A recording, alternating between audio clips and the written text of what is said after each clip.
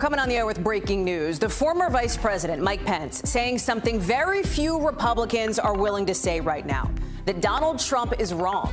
Pence, just in the last hour, acknowledging he had no way to overturn the legitimate 2020 election results on January 6th. And by the way, he's right about that, even as his party officially calls what happened on the 6th the deadly insurrection in which more than 150 law enforcement officers were hurt, legitimate political discourse.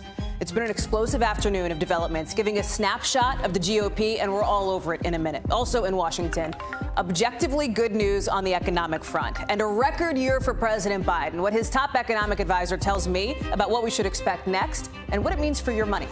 Plus, 50 million of us under weather alerts, hundreds of thousands without power, and thousands more flights canceled as that huge ice storm sweeps east. We're live in the thick of it.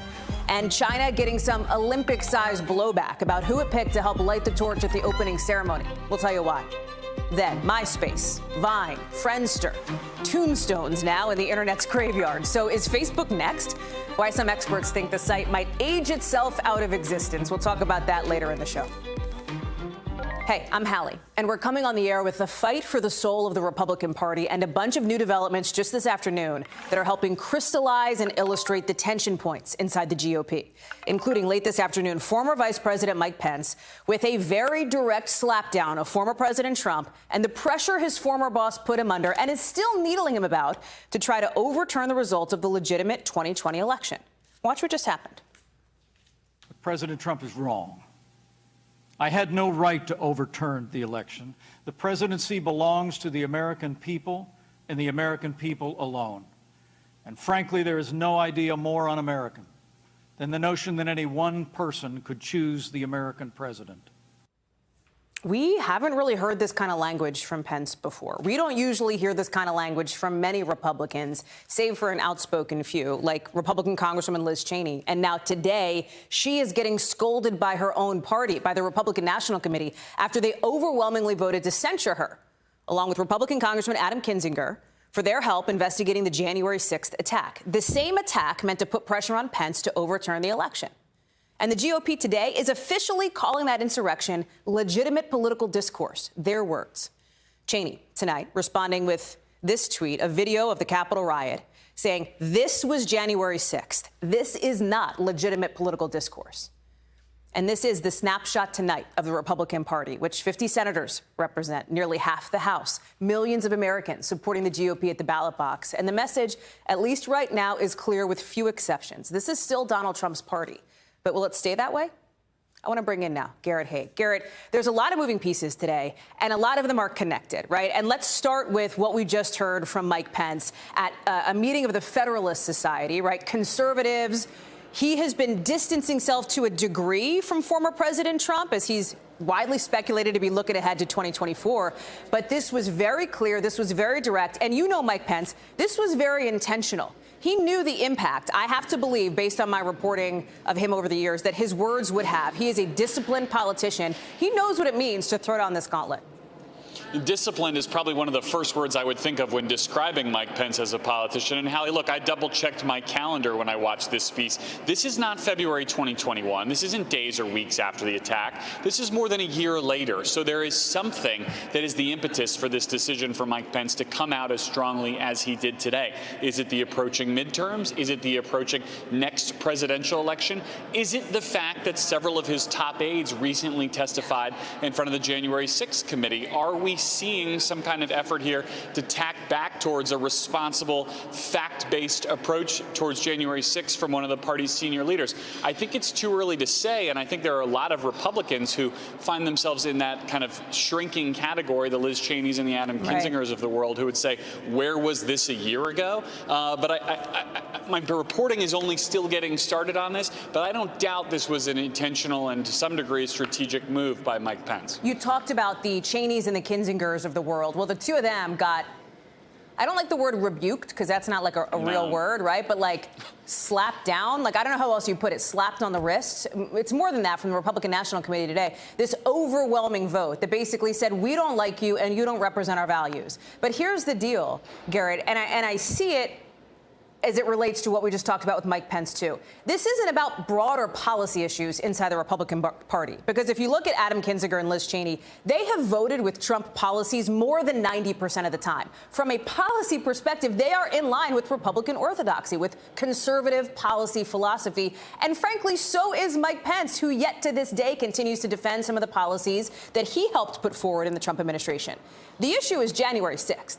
That's where the divide, as it exists inside the Republican Party, is.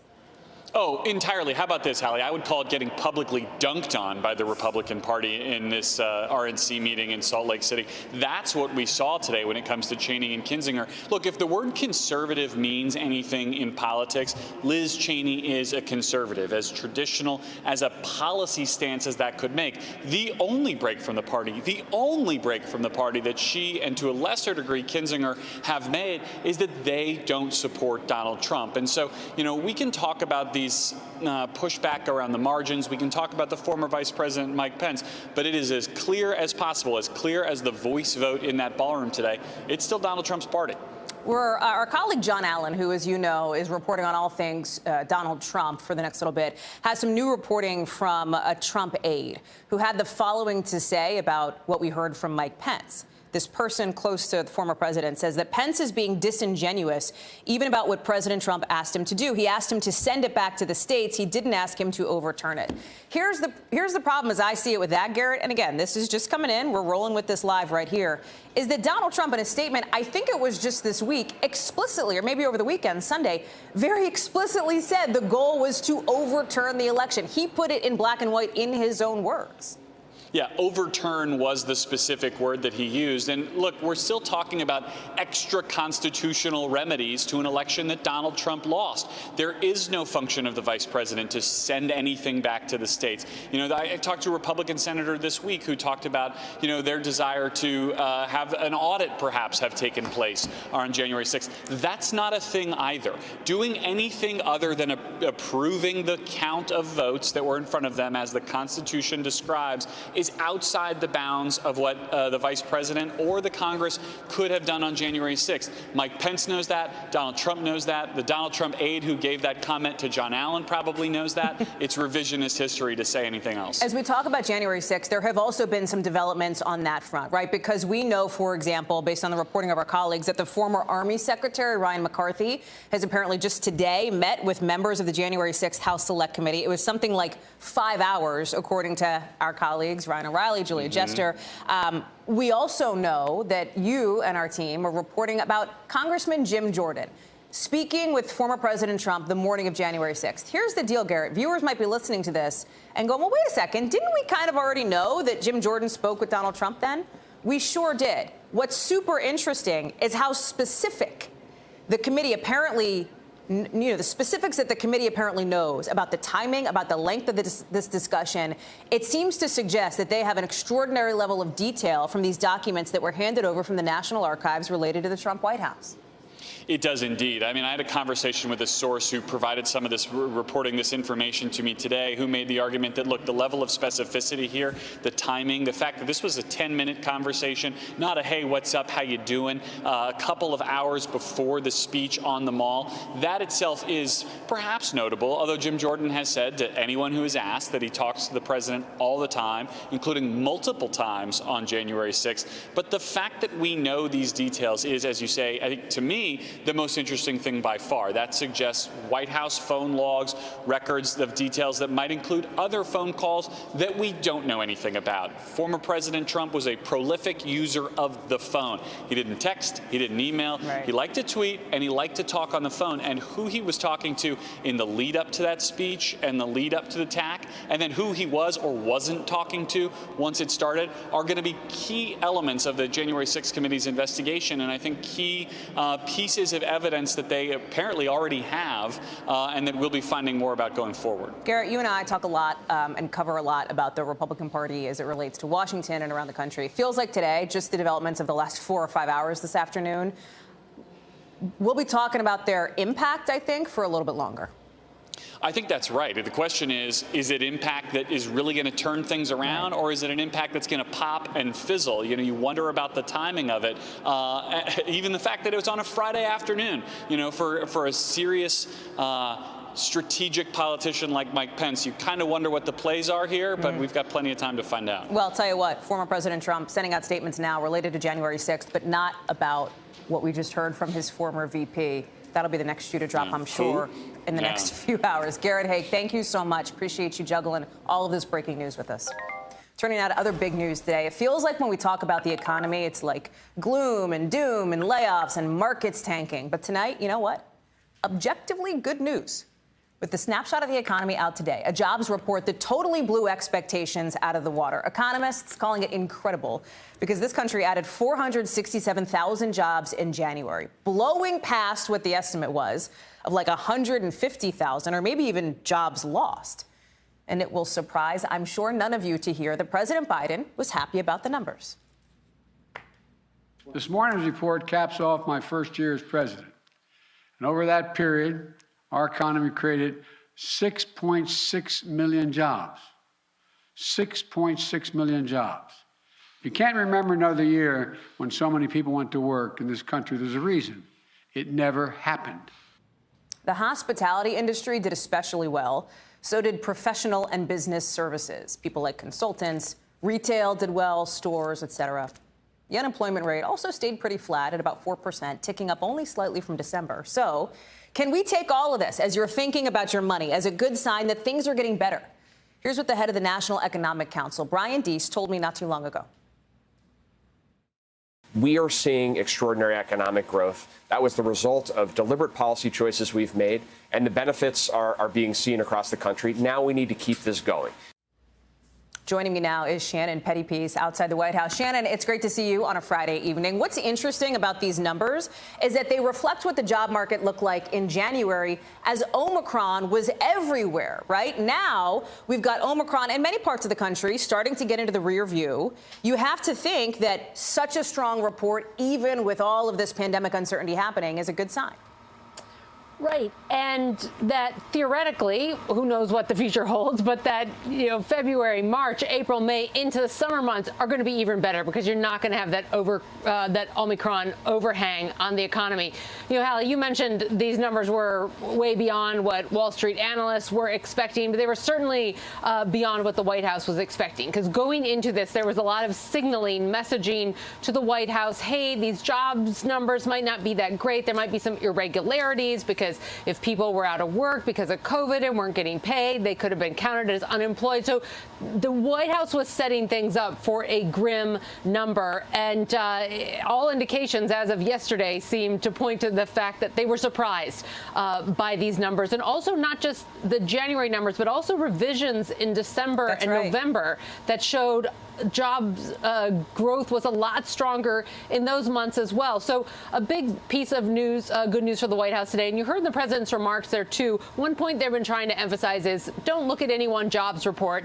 Look over the totality of the course of Biden's presidency. And they've been using this number of 6 million jobs created over his first year as president and saying that that is the biggest job growth creation in a president's first year, going back at least as far as Ronald Reagan. I know there have to be some Democrats, Shannon, who are really glad to hear. So listen, we've talked about the sort of real world impact, the policy piece of it, but on the political front, I think there are some Democrats who are really glad to hear President Biden talking about how well the economy is doing right now, because we know that that is a big driver for people to get out to the polls. They are in a midterm year. They are in a midterm year where the president's approval ratings are not where the White House would like to see them.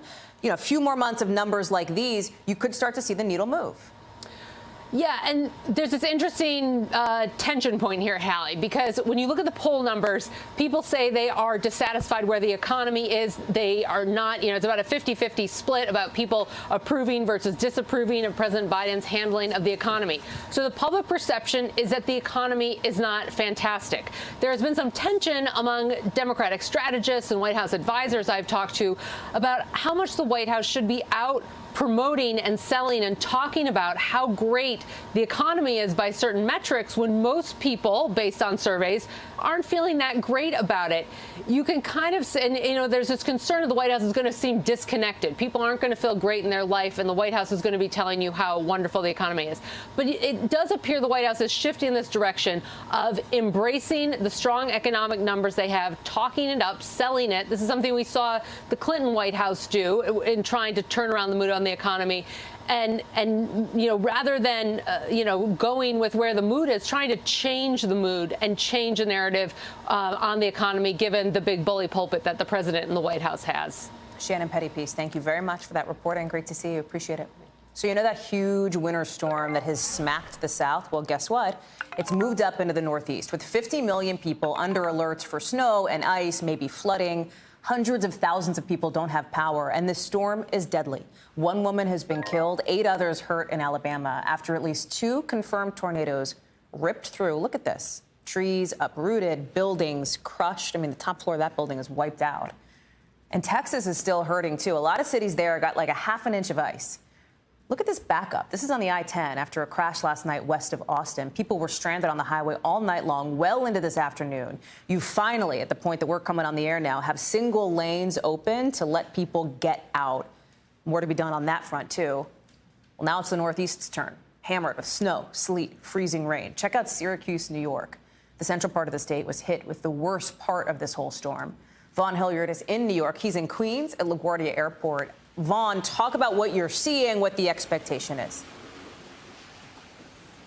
Hallie, I was actually just talking to somebody whose flight up in Syracuse was just canceled this hour. They've already had 13 inches of snow here, and even more is coming down. But that is where the concern. That individual is now starting to make their way down here to New York City, where they were attempting to fly. And that is where the governor has been specific to folks to be careful, because what you see here in New York City was that earlier in the day, it was 56 degrees. Now it's 30 degrees. It is sleeting rain here, and that is where the concern is about that accumulation of ice on the roadways. You saw those pileups in Texas, but we're seeing the same thing in Memphis, Tennessee, and you're seeing it here around the country. You know, you were mentioning Alabama and that tornado that unfortunately took the life of that one woman there. That's where some of those warmer temperatures were that led to those 3 tornadoes. But you're seeing this storm move up here throughout the Northeast. The hope is that by tomorrow that some of this will clear up. Talk about Texas, Vaughn. I know you're in New York. We spoke with Morgan Chesky, who was in Texas last night. They are facing, you know, they're through the worst of it now, but there's another night of really cold temperatures ahead. Luckily, it seems like the power grid is holding up a lot better than it did in that awful storm last year when hundreds of people died after a terrible power failure. What's the expectation down there? Hallie, yeah. These storms are debilitating. Right now, about 11,000 folks are without power. But if you go just over to the east, over to Tennessee, there's about 130,000 folks that are still without power in the dark in these freezing temperatures here tonight. But over in Ohio, there's more than 67,000 folks. Here in New York, more than 56,000. In West Virginia, 26,000. And in Pennsylvania, more than 30,000. And it's more than blackouts. We're talking about folks here at a standstill. Here in New York City's LaGuardia Airport, we're talking about 40% of the flights that have been canceled. Half of the flights in Boston have been canceled. Half the flights in Dallas have been canceled. These storms have major repercussions. We're talking about thousands of folks unable to get where they're trying to get to here, but also in freezing conditions overnight. Hallie? Vaughn Hilliard, live for us in New York. Vaughn, thank you. Good to see you. Let's head down to Georgia, where today 2 of the men convicted of murdering Ahmaud Arbery say they'd rather take their chances in court again, with jury selection now coming Monday for their federal hate crimes trial. We're talking about Travis and Gregory McMichael, who within a matter of hours ago, right, just in the last few hours, decided not to plead guilty. That's because a judge rejected the terms of a plea deal set up by the Justice Department that would have let them spend part of their life sentences in a federal prison. The judge did that partly because Arbery's family said they wanted her to. Arbery's mother, Wanda Cooper Jones, calling that original plea deal disrespectful. No matter what happens here, the McMichaels and a third man, William Roddy Bryan, face life in prison for murdering Arbery. That is done. That is decided. This is a different trial, right? This is the federal hate crimes trial. And in this, the question to the jury will be, did the 3 men kill Arbery, 25 years old, jogging, black, because of the color of his skin? Blaine Alexander is in Atlanta with more. So, Blaine, we had covered on this show, and it was developing as we were on the air, what was happening with the terms of this plea deal. It was going to get rejected. You know, very, I think, dramatic and emotional pleas from the parents of Ahmaud Arbery, basically saying, please don't go through with this plea deal. Now, Travis and Gregory McMichael are saying, OK, we're going to go to trial now. We're withdrawing our pleas. So what happens Monday? How is this federal trial going to look different from the state trial that already happened?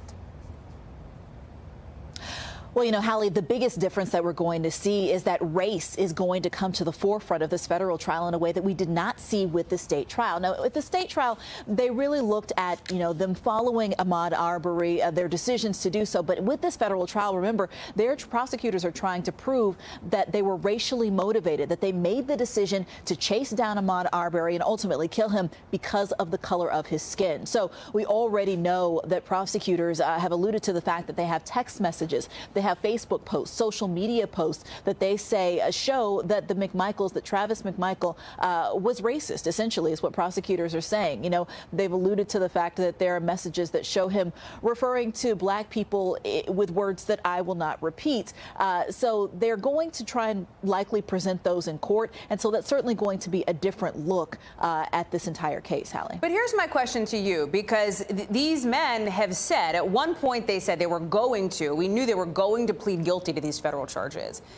Does the jury not hear that? Like, would that not, you know, be part of the jury discussion here? Like, okay, well, we're having this trial. These two guys already said they were going to plead guilty. Now they're not. How does that work?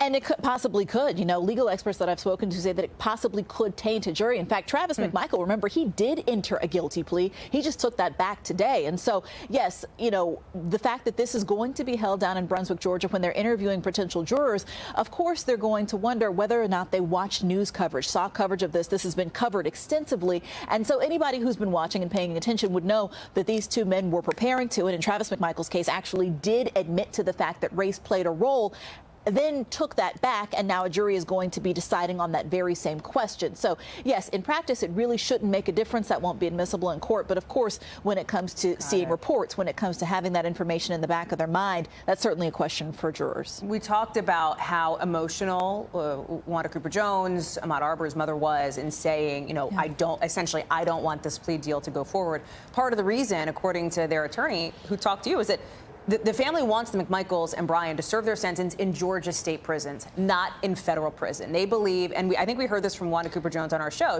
I think she said something like, he did the crime. They did the crime in Georgia. You know, my son's life was ended in Georgia. They should serve time in Georgia. And even though this is a federal trial, that will still happen, right? They'll still serve time in state prison?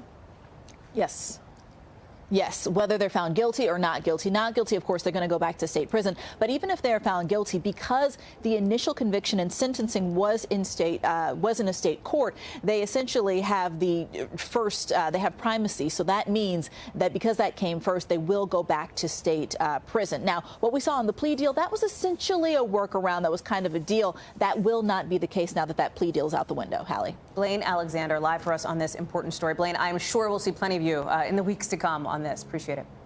So today, you have top officials in the military saying the lives of 13 service members killed as the U.S. pulled out of Afghanistan were not taken through a coordinated attack, but from a single suicide bomber. Listen.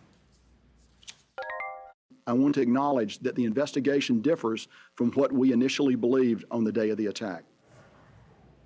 We're talking about the so-called Abbey Gate bombing. I'm sure you remember it when it happened. It was horrific. It was part of the chaos in the withdrawal of troops from Afghanistan last summer. Well, now you have CENTCOM Commander General McKenzie, who you just saw, going public with the military's review of that deadly day. As you see here, the military, Afghans, had surrounded the airport. They were racing to get out of the country as the U.S. withdrew after nearly 20 years. Dan DeLuce is following the story for us and joins us now. And Dan, we heard some of this from General McKenzie. There was information that was out initially that turns out not to be true. There were questions of whether there were two blasts, that you know, terrorists essentially were shooting at people right after the bombing. This report now says that actually didn't happen. It was a single blast. Yes. I mean, this is not the account they gave initially. And they tried to explain that today, and they were saying that bomb had all sorts of ball bearings packed into it. and it created wounds in the victims that resembled gunshot wounds. So that was part of the reason why there was an assumption there was some kind of firefight.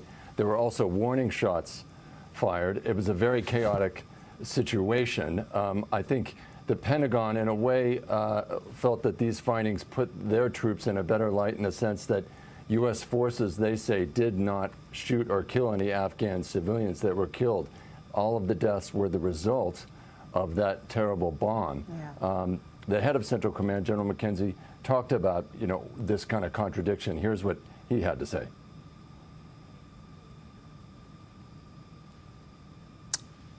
I don't know that we have that soundbite, Dan. But basically, that's okay. Sorry about that, but basically General McKenzie was really clear about what happened here. And I have to note, Dan, as I listened to you, 150 Afghans were killed, right? It wasn't just the 13 troops. This was just incredibly devastating to so many people. You now have, and I wonder as we pull back to look at what's happening in Washington, you have Senate Republicans who have been criticizing the Biden administration, frankly, since it happened and even now, for pulling out of the Bagram Air Base before the evacuation was fully completed, before they could get people out. Do you see this report adding any sort of fuel to that piece of things? That's a good question. I don't think this adds fodder to either the critics of how the evacuation was handled or to the defenders of the administration. But of course, there are many, many open questions out there that have been raised, not just by the Republican members of Congress, but by Democrats and by a lot of civil society and refugee advocacy groups, including why weren't there evacuations organized earlier and staged and launched earlier? And why weren't the evacuations launched when there were more U.S. forces still in Afghanistan instead of really at the 11th hour? And those are questions that are still out there, and I think Congress and others are going to still be looking at that. Dan DeLuce, thank you so much for bringing us this reporting. Appreciate it. Sticking overseas now, where staffers for British Prime Minister Boris Johnson, they are heading for the exits as he's fighting to try to contain the fallout, you could say, from these quote-unquote Partygate scandals. Check this out. 5 top advisors to Boris Johnson have quit in the last 24 hours. His chief of staff, his communications director, other top aides. You know that Johnson's been accused of breaking his own pandemic rules something like 16 times, including one BYOB garden party in May of 2020, in the height of the lockdown, in the height of these lockdown rules, with something like 100 people invited. And here's the message he's giving to staff, as told by a Downing Street spokesperson. Change is good, and change is necessary even though it's tough. If that sounds kind of familiar to you, it's because, as the Prime Minister apparently acknowledged, that's a quote from Rafiki, the monkey in The Lion King. I want to go now to Keir Simmons in London. Keir, setting the Lion King references aside, if this was happening in the U.S., if 5 top advisors to President Biden resigned in 24 hours, it would be wall-to-wall coverage, right? What's it like? How is this playing in London? How's this playing where you are? Oh, yeah, it's wall-to-wall coverage, all right. I mean, quoting The Lion King when you're trying to give an appearance of steady confidence, I'm not sure. Hey, this is Boris Johnson. He's not like any politician, so maybe it works for him.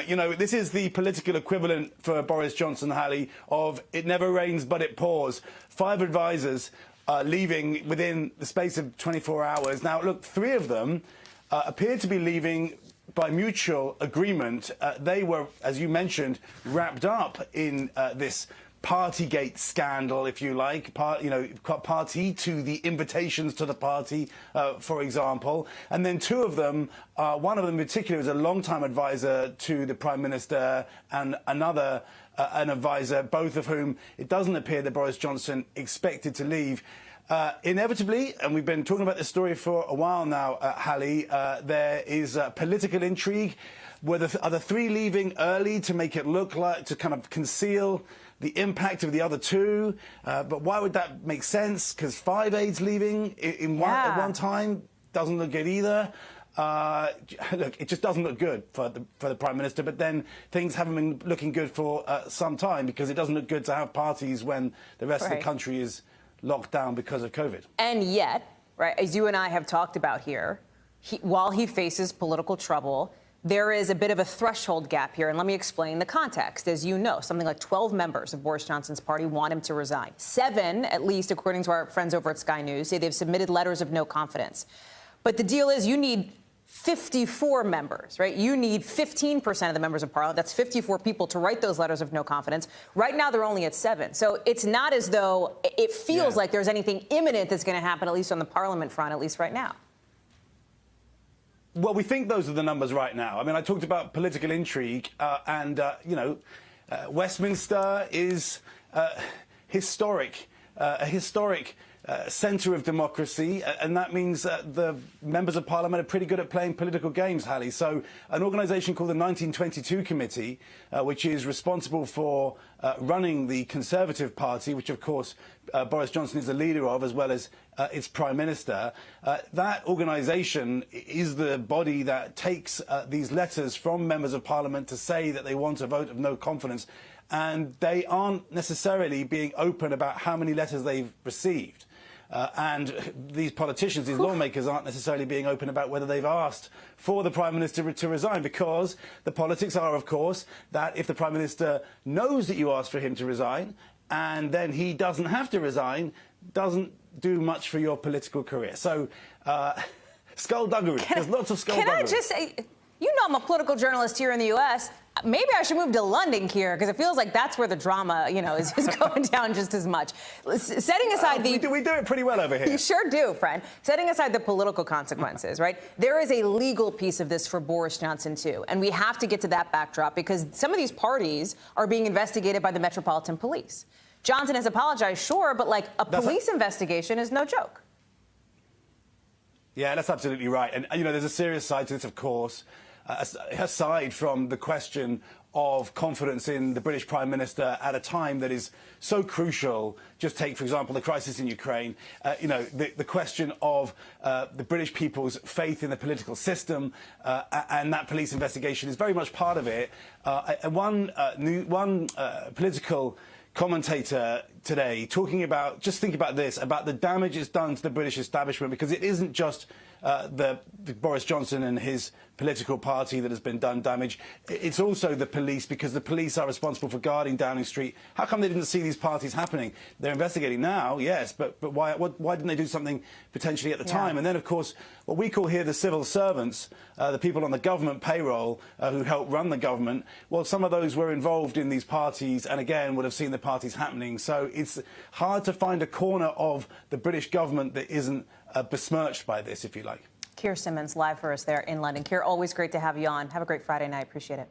Coming up here on the show, the Winter Olympics is kicking into high gear, but there's some big changes in place this year. In tonight's original, how organizers are having to use fake snow. Why? Climate change. Plus, the concern for future Olympics. And coming up, if you use Amazon Prime, and I'm guessing a lot of you probably do, get ready to shell out even more. How much you can expect to pay next.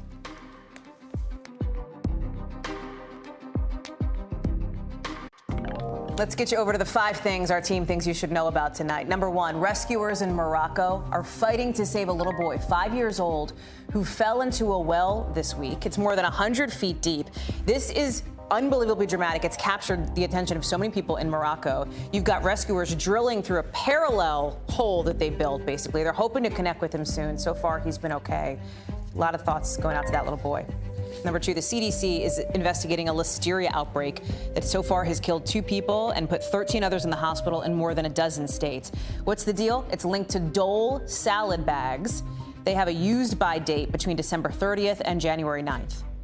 Number 3, Delta's CEO is looking for a no-tolerance approach to bad behavior on planes. He's actually asking the Attorney General to put anybody convicted of disrupting things on board on a no-fly list, meaning if you act like a jerk on a plane, you will never be able to fly on an airline again. He says unruly passengers have doubled on Delta flights since 2019. Number 4, a New York jury has found Michael Avenatti guilty of stealing from his former client, Stormy Daniels. He's been convicted of stealing about $300,000 of the advance for her book that included details of an affair she claimed she had with Donald Trump before he became president. And number 5, Amazon Prime is about to get a little more expensive. The yearly subscriptions are going up to $139. They're at, I think, $119 now. Monthlies go from $12.99 to $14.99. The student rate, that is going up too. By the way, Amazon stock went up 13% today, and it broke the record for the biggest one-day gain in market value for an American company ever. To China now, trying to impress billions of people around the world during its opening ceremony for the Winter Games, in the face of not only a pandemic, but the shadow of human rights atrocities. The night culminated with two athletes delivering the Olympic torch, lighting the torch. One of those athletes, a Uyghur Muslim, a member of the ethnic minority facing mass detention by China, what the Chinese call, quote, re-education camps. The U.S. calls it genocide. It's abuse. That is why they are not sending any government officials to the Games. That's the reason behind this diplomatic boycott. Beijing obviously denies all of that. But even though the U.S. and other countries were boycotting because of these Chinese human rights abuses, the opening ceremony still drew in some world leaders, including Russian President Vladimir Putin.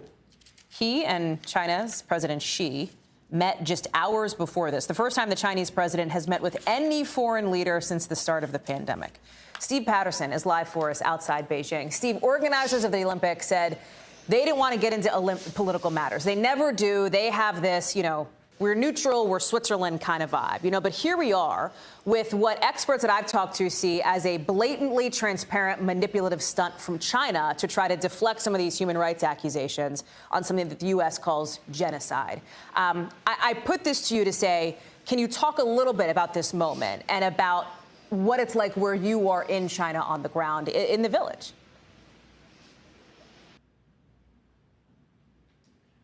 And whoever they choose to light that torch is a message to the rest of the world. Let's get that clear. So choose your adjective here. And aimed to fly in the face of what numerous human rights organizations have said, what several Western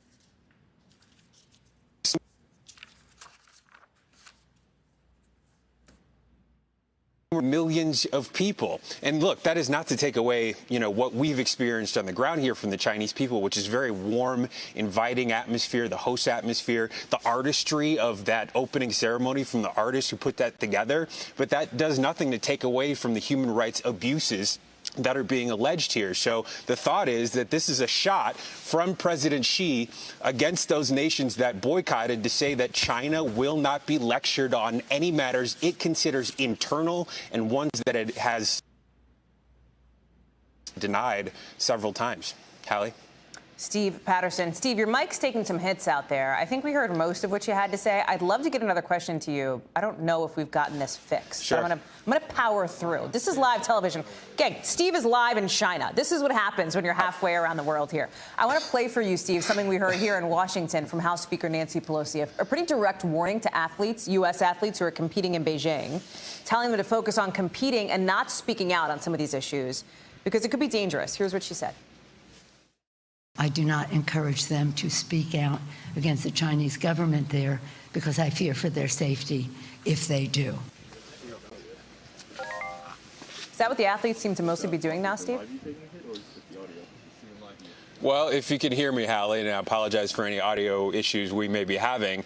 Look, I think it's dangerous, to be within this bubble inside a host country that is considered hostile in any way. And, we actually got a warning from the FBI toward the athletes not to bring their personal devices because they're worried about what the Chinese government could do or any hacking attempts that could be made. But I think you have to look at the order of operations for the athletes that are competing. One, this is the top level of competition in the world, so they're focused on that. Number two, they have to pass those COVID tests every day, so that opportunity is not taken away. And number three, if they're going to say something, it better be extremely educated, something that I don't think athletes right now have time to worry about. So there's a lot that they have to worry about before you get to the fear of what you might say, during the Beijing Games. Steve Hallie? Patterson, again, live for us there in Beijing. Steve, thank you. Great to see you. Appreciate it.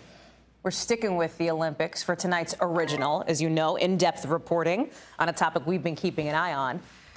And as we've been saying, the Olympics in Beijing look a lot different than past games in a lot of ways. It's not just COVID. It's not just the diplomatic boycotts. It's also climate change. This is something we've been talking about a lot lately. The climate's getting warmer. There's more of a drought risk in the West. It also means there's not enough snow for some of these winter sports. So for these games, the 2022 Winter Games in Beijing, They're almost the first, I should say, to use almost 100% fake snow. Almost all of the snow that you see is not real, but there's concerns from athletes, from climate experts on what this all could mean for the future of winter sports in general as they become more and more dependent on snowmaking technology. Cal Perry explains. An Olympics reflective of the times, from COVID protocols to a new climate reality. The city of Beijing is the first Olympic host city to rely entirely on artificial snow, an effort requiring approximately 49 million gallons of water, according to multiple studies.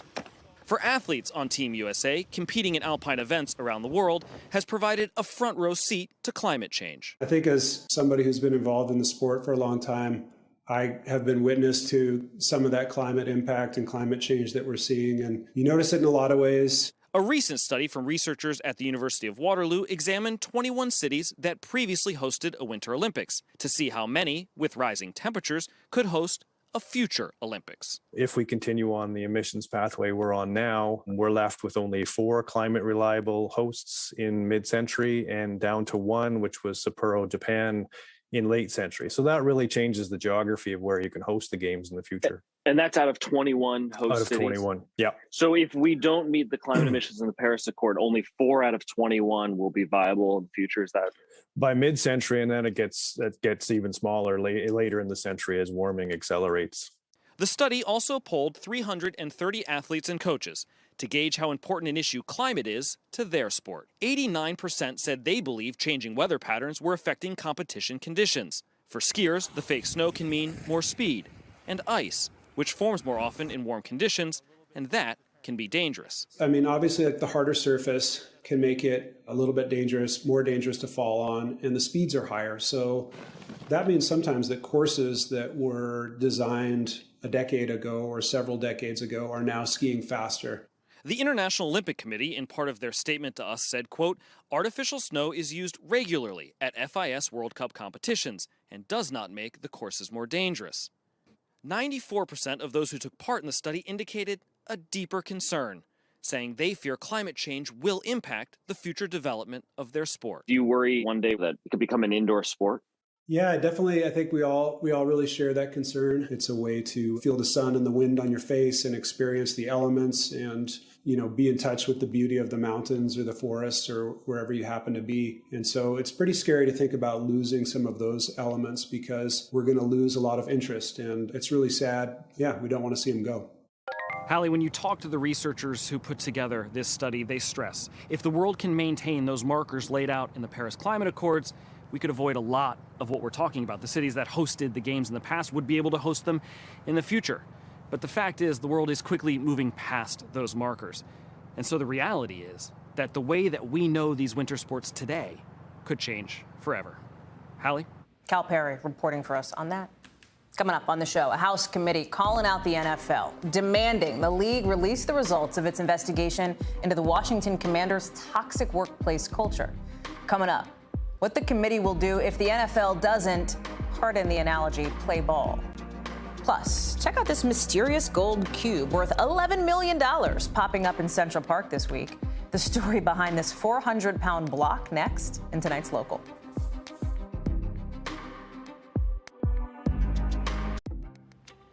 NBC News covers hundreds of stories every day, and because you couldn't possibly read or watch or listen to them all, our bureau teams have done it for you. This is what they tell us is going down in their regions in a segment we call The Local. From our Midwest Bureau, House Republicans in South Dakota have blocked a bill that would ban almost all abortions in the state. It was proposed by Governor Kristi Noem, one of the biggest issues on her agenda. Her bill looks a lot like the Texas law that got a ton of backlash last year. Members of that GOP committee said they couldn't get behind the language in the governor's bill. From our West Coast Bureau, Los Angeles is raising its minimum wage from $15 an hour to $16.04. More than 600,000 people living in that city make minimum wage. Kicks in July 1st. And from our Northeast Bureau, there's a giant cube made of solid gold sitting in Central Park in New York. No, really, look, it's right there. It's 410 pounds. It's worth $11.7 million. And if you're thinking all I need is a pickup truck and a few friends, no, there's a security team. The cube has its own security. There's an artist behind the cube who says it's not for sale, but it's part of an NFT promotion launching this month. The world's most paid attention to ad at the moment, I guess. So, Dan Snyder. You know Dan Snyder. He's the owner of the Washington Commanders, until a few days ago known as the Washington football team. And we've learned tonight that he is answering some of Congress's demands. He's handing over, he says, his non-privileged emails to a House committee after a whole bunch of developments today. Here's the deal. A few hours ago, Congress basically called the Commanders' NFL investigation into allegations of sexual harassment a sham. They released a letter saying that League and the team were in cahoots on a joint legal strategy and agreed not to share any information exchanged during the investigation without the other's consent. Congress wants the League to release that whole investigation after 6 former Washington employees brought up new sex assault and harassment allegations against Snyder yesterday. We should note Snyder has denied these new allegations. He's called them outright lies. Leanne Caldwell joins me now. And Leanne, this is something, there's a long backstory and kind of long history to this, but this committee has threatened what they call alternate means of obtaining compliance for this investigation into sexual harassment against Snyder. To me, that reads like legal action, right? What are you hearing from people on the Hill about how, in their view, Snyder and the NFL are trying to obstruct their investigation as they see it? Yeah, Hallie. So this is something that they've been working on for quite a while. And separately, the Oversight Committee has been looking into toxic workplace scenarios in the NFL for about a decade now. And when they're wanting to get this information, an alternate means necessary, that is legal. That's layman speak for subpoena. And they do have that in their back pocket, and they could very well use it because it seems like Dan Snyder and the NFL is not planning on turning it over. So the other side of it, which I think is important to note here, we said that Snyder has denied some of these allegations against him. They're also saying, hey, we're not blocking any documents from being turned over. We're not doing that. We're just keeping the stuff that's protected by attorney-client privilege, et cetera. And that seems to be where the disconnect hinges. Yeah, there's a couple things. So there's the stuff, the attorney-client privilege stuff that they are not going to give, and so there could be a lot of information in that, including the actual report that was done investigating this toxic workplace, including allegations of sexual assault or sexual harassment. And so the fact that he's not turning this over means that there is no paper trail. No one has seen this report. The committee says that could mean a lot of things. That means that there is a lot of questions raised about misconduct, if anyone was ever held accountable. And so this investigation was apparently done. No one just knows what it says, Hallie. Leanne, real quick, these allegations of misconduct have followed Snyder for years. If Congress does get a hold of this full investigation, what are the repercussions here? What could those look like?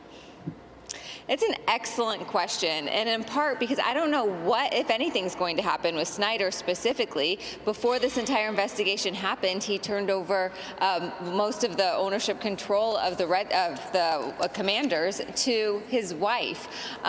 So, the committee says that they are doing this for legislative purposes. I don't know if that would impact Dan Snyder specifically, but there's still a lot of steps to go before any of this can happen, and Snyder and the NFL is doing a very good job of keeping it under wraps, Hallie. Leanne Caldwell, live for us on the Hill. Leanne, thank you. Grab that phone call. Thanks. So it's been a tough week for Facebook, also known as Meta. Remember 24 hours ago, we told you how they lost something like $230 billion in value because people are logging off. Now, new talks, new questions about whether Facebook can survive at all. Our Callan Rosenblatt is breaking it all down for us next.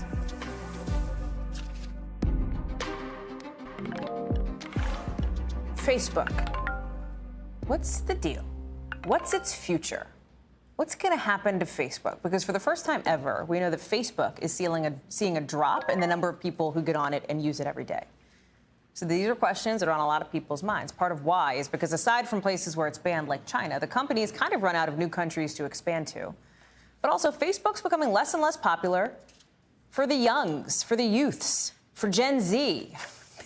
Pick what you want to call them. In the last 3 years, 20% fewer teenagers were using the platform. Instead, what do you think? They're using TikTok. Yeah, and Meta has noticed. They're now pouring energy into Reels, which is Instagram's version of TikTok, to try to bring some of those users back. But with teenage users of Facebook and the app projected to drop by 45% in the next couple of years, you would be forgiven for wondering, is it too little, too late? Callan Rosenblatt joins me now. Callan, can I just show my age here? Because I remember Facebook launched on this day back in 2004. I remember when it came to my college campus, like only a couple years after that, right? It might have been like a year after that. Like, I'm very old. I was like an OG Facebook user. I haven't used Facebook in years, right? Look at what happened. I used to use MySpace. Never did Tumblr, but that was one too. Google Plus is another one, right? These social media platforms have life cycles, no? Absolutely. First of all, Hallie, you're not old, but you know, we see come back anytime.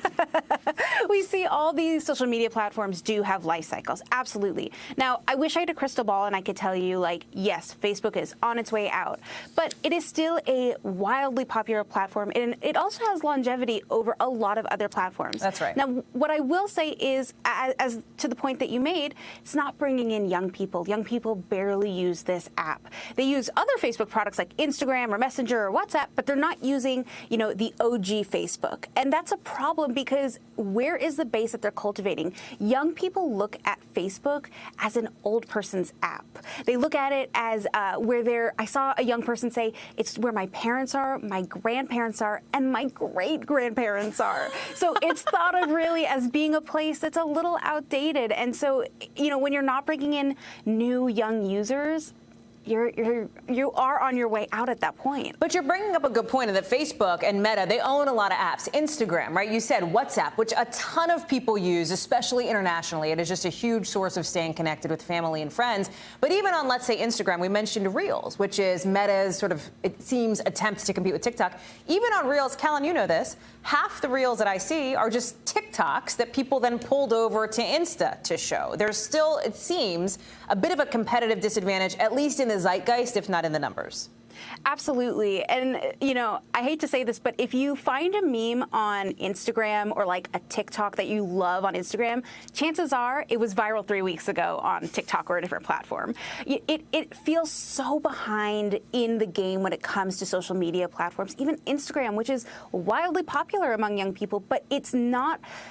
I hate to say this, but it doesn't feel like cutting edge anymore. And I think, you know, if Facebook wants to, you know, keep its bottom line and keep engaging with new users, it's going to have to make some sacrifices, and it's going to have to evolve with the current time, not just copying, you know, Snapchat's stories feature or TikTok-style reels.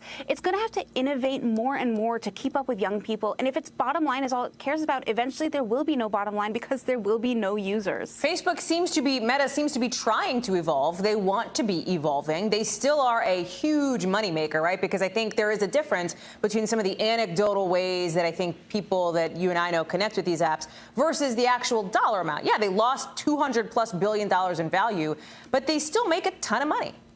Absolutely.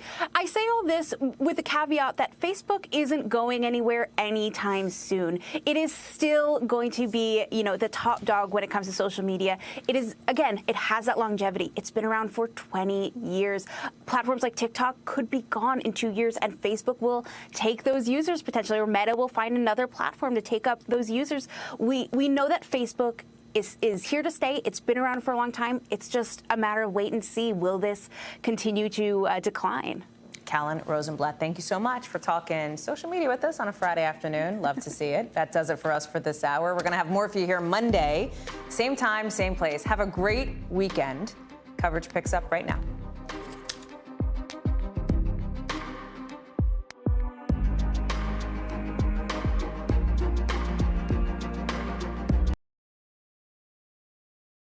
Thanks for watching our YouTube channel. Follow today's top stories and breaking news by downloading the NBC News app.